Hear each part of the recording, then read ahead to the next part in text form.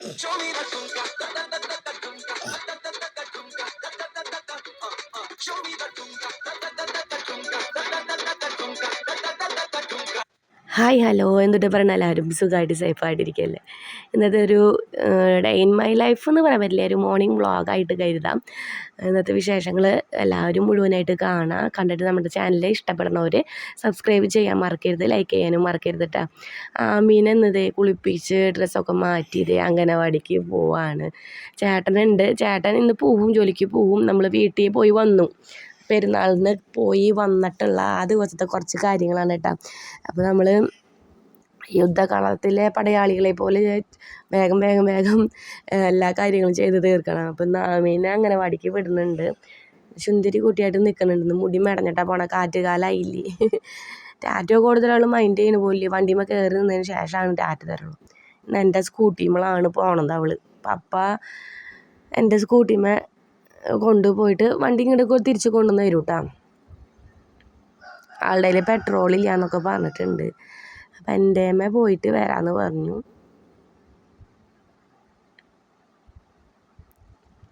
അവളെ കൊണ്ടുവന്നാക്കാൻ പോയി. അപ്പം തന്നെ ഞാൻ ചൂലെടുത്തിട്ട് ഇറങ്ങിയിട്ടുണ്ട് മുറ്റമൊക്കെ ഒന്ന് അടിച്ചു വരാനായിട്ട്. ഇപ്പോൾ വെള്ളിയാഴ്ച ഞാൻ വീട്ടിൽ പോയതാണ്. വെള്ളി, ശനി, ഞായർ, ഇന്നിപ്പോൾ തിങ്കളാഴ്ച ആയിട്ടുണ്ട്. അപ്പോൾ 3 ദിവസം മുറ്റടിച്ച് വരുന്നില്ല. കാറ്റുകാലമായ കാരണം അത്യാവശ്യം നമ്മുടെ മുറ്റത്ത് ഇങ്ങനെ മരങ്ങളൊന്നും ഇല്ല. ഇത്തിരി അപ്പുറത്തെ സൈഡിലേക്കായിട്ടാണ് മരങ്ങൾ വന്നേക്കണത്. ഫ്രണ്ട് സൈഡിലായിട്ട് മരങ്ങളൊന്നും ഇല്ല, ഈ ട്രസ് അടിച്ചേക്കണ കാരണം. ഇപ്പോൾ മുരിങ്ങയുടെയും അമരക്കായയുടെയും ഇലകളൊക്കെ ഇങ്ങനെ പറന്ന് കിടക്കും. അപ്പോൾ അത് അടിച്ചു വാരലായിരുന്നു. അടിച്ചു വാരി ആ സമയം കൊണ്ട് ദേ പപ്പ വന്നു. പിള്ളേർക്കൊക്കെ ഉമ്മൊക്കെ കൊടുത്ത് പോവാണ്. ഇന്ന് വണ്ടിയില്ലയെന്ന് ഞാൻ പറഞ്ഞില്ലേ. ഗേറ്റ് അടയ്ക്കണം. ഞാൻ പറഞ്ഞു ഗേറ്റൊക്കെ ഞങ്ങൾ അടച്ചോളാം, പപ്പ പൊക്കോ എന്ന് പറഞ്ഞപ്പോൾ കൂട്ടാക്കിയില്ല. ഗേറ്റൊക്കെ അടച്ച് ഭദ്രമാക്കിയിട്ട് ആൾ പോയിട്ടുണ്ട്. അത് കഴിഞ്ഞപ്പോഴാണ് ഞാൻ അടിച്ചു വാരി ഇതൊക്കെ തീയൊക്കെ ഇട്ട് വെച്ചത്. പണികൾ ഒന്നേന്ന് തുടങ്ങി കഴിഞ്ഞിട്ടുണ്ടെങ്കിൽ പിന്നെ അവിടെ നിന്ന് അങ്ങോട്ട് പണികൾ തന്നെയായിരിക്കും കേട്ടോ. അവസാനിക്കാനൊരു ഇതുണ്ടാവില്ല. അപ്പോൾ ഞാൻ അലക്കാനായിട്ട് നിന്നു. നമ്മുടെ ചവിട്ടികളുണ്ടല്ലോ, ചവിട്ടികൾ. അപ്പോൾ അത് അടുക്കളയിലത്തെ ചവിട്ടികളാണ്. പിന്നെ അടുക്കളയത്തെ മാത്രമല്ല, അപ്പുറത്തെ സൈഡിലത്തെ ഉണ്ടായിരുന്നു. 3 ഉണ്ടായിരുന്നു. അപ്പോൾ ഒരെണ്ണം ഞാൻ അപ്പൂനെ കൊണ്ട് പിടിപ്പിച്ചു. പിന്നെ കുറച്ച് തുണികളുണ്ട് അലക്കാനായിട്ട്.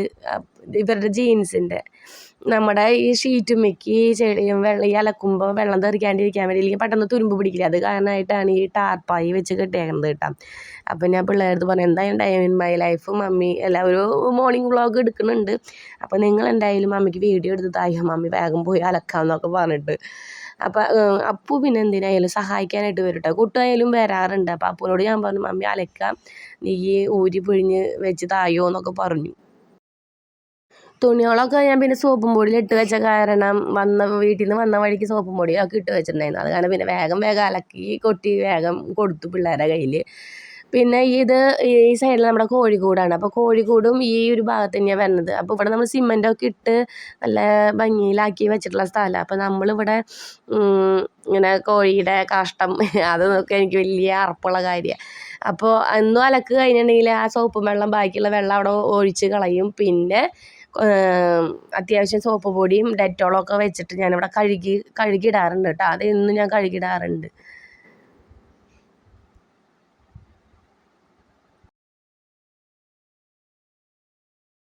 അപ്പോൾ പുറത്തുള്ള പണികൾ ഇതൊക്കെയായിരുന്നു. അലക്കൽ, അടിച്ചു വാരൽ, പിന്നെ കോഴിക്കൂടിൻ്റെ ആ ഭാഗം ഒന്ന് കഴുകൽ, അതൊക്കെയായിരുന്നു. പിന്നെ അകത്ത് കയറി കഴിഞ്ഞാൽ പിന്നെ അടിച്ചു വാരൽ, തുടക്കൽ, അങ്ങനത്തെ കാര്യങ്ങളാണ്.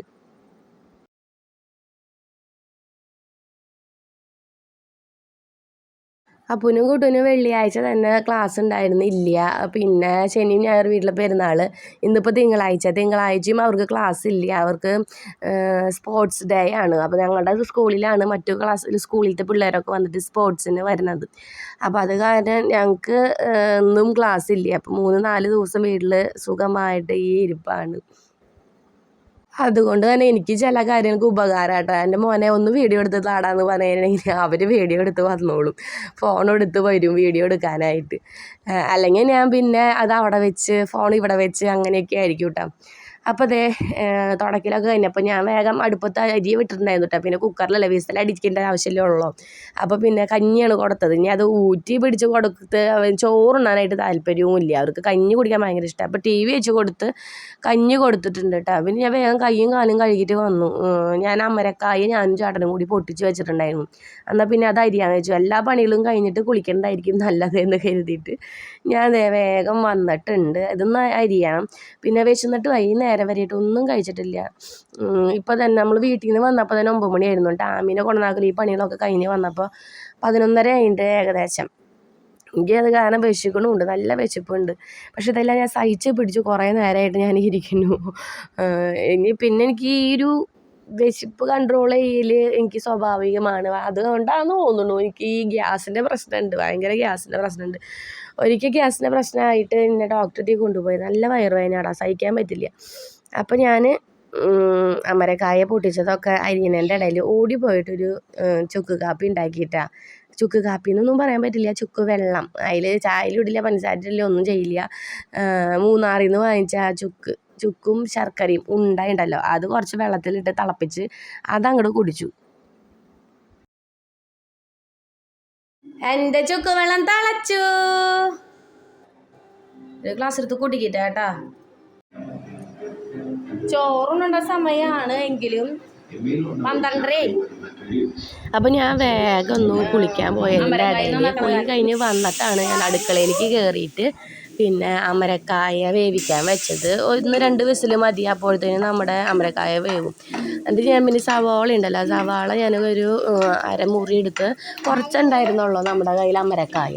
അപ്പോൾ സവാളയും വെളിച്ചെണ്ണയിലിട്ട് വഴറ്റിയിട്ട് അതൊന്ന് ബ്രൗൺ കളറാകുമ്പോൾ എല്ലാവർക്കും അറിയാം കൂട്ടാൻ കാച്ചേണ്ട കാര്യമൊക്കെ. ഇപ്പോൾ ഞാൻ പറയേണ്ട ആവശ്യമൊന്നുമില്ല. അപ്പോൾ അതിലേക്ക് ഞാൻ കുറച്ച് മുളക് പൊടിയും മഞ്ഞൾപ്പൊടിയും ഇട്ട് പിന്നെ ഉപ്പ് ഇട്ടിട്ടാട്ടോ ഞാൻ അമരക്കായ വേവിച്ച് വെച്ചത്. അപ്പോൾ അതേ മുളക് പൊടി മഞ്ഞൾപ്പൊടി ഇട്ട് അതും കൂടി ഒന്ന് മൂപ്പിച്ചെടുത്തിട്ടുണ്ട്. എന്നിട്ട് നമ്മൾ വേവിച്ച് വെച്ചേക്കണ അമരക്കായ ഉണ്ടല്ലോ, അത് ഇതിലേക്ക് തട്ടി എന്നിട്ട് നല്ലോണം ഒന്ന് മിക്സ് ചെയ്തു. അപ്പോൾ ഇതാണ് എൻ്റെ 4 മണിത്തെ പലഹാരമായിട്ട് ഞാൻ കരുതിയേക്കുന്നത്. ചായയല്ല, ഈ ചുക്കുവെള്ളം കുറച്ചധികം ഉണ്ടാക്കി വെച്ചിട്ടുണ്ട്. ആ ചുക്കുവെള്ളം പിന്നെ ഈ അമരക്കായാണ് ഞാൻ കഴിച്ചത്.